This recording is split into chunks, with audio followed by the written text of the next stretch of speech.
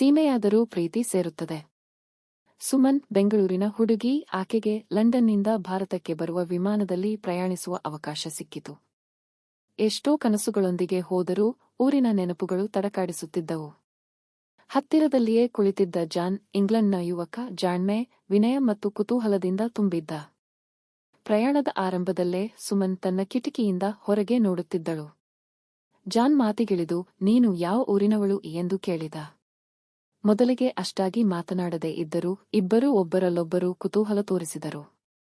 ಮಾತುಗಳಲ್ಲಿ ಎಷ್ಟು ಆಳವಿತ್ತು ಎಂಬುದನ್ನು ಅವರು ಪ್ರೀತಿಯಿಂದ ಅರಿಯಲಾರಂಭಿಸಿದರು. ಪ್ರೀತಿಯ ಪಯಣ.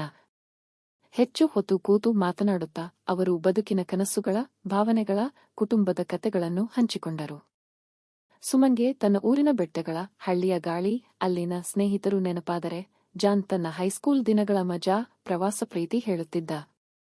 ಪ್ರಯಾಣ ಮುಗಿಯುತ್ತಿದ್ದಂತೆ ಸುಮನ್ಗೆ ಜಾನ್ ನೇರವಾಗಿ ಕೇಳಿದ, ನಾನು ಇನ್ನೂ ಕೆಲ ದಿನಗಳ ಭಾರತದಲ್ಲಿದ್ದೇನೆ, ನೀನು ನನ್ನನ್ನು ದರ್ಶನ ಮಾಡಿಸಬೇಡವಾ? ಪ್ರಯಾಣದ ಕೆಳಗೆ ಹೊಸ ನಂಟು. ಭಾರತಕ್ಕೆ ಬಂದ ನಂತರವೂ ಜಾನ್ ಮತ್ತು ಸುಮನ್ ನಡುವೆ ಭಾವನೆಗಳು ತೀವ್ರಗೊಂಡವು. ಜಾನ್ ಭಾರತೀಯ ಸಂಸ್ಕೃತಿಗೆ ಮುಗ್ಧನಾದ.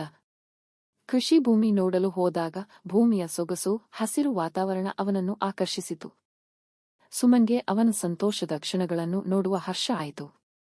ಕಳೆದ ಕೆಲವು ದಿನಗಳ ನಂತರ ವಿಮಾನ ಹಿಂತಿರುಗುವ ಹೊತ್ತಿಗೆ ಜಾನ್, ನಾನು ಮಾತ್ರ ಮರಳುವುದಿಲ್ಲ, ನನ್ನ ಹೃದಯವನ್ನೂ ಇಲ್ಲಿ ಬಿಟ್ಟುಕೊಂಡು ಹೋಗುತ್ತಿದ್ದೇನೆ ಎಂದು ಹೇಳಿದ. ಸುಮನ್ ನಗುತ್ತಾ ಹೇಳಿದಳು, ಹೃದಯ ಇಲ್ಲಿದೆಯಾದರೆ ನೀನು ಮರಳಿ ಬರಲೇಬೇಕು. ಈ ರೀತಿಯಾಗಿ ವಿದೇಶಿ ಹುಡುಗ ಮತ್ತು ಭಾರತೀಯ ಹುಡುಗಿ ಅಂತರವಿಲ್ಲದ ಪ್ರೀತಿಯ ಹೊಸ ಅಧ್ಯಾಯವನ್ನು ಪ್ರಾರಂಭಿಸಿದರು.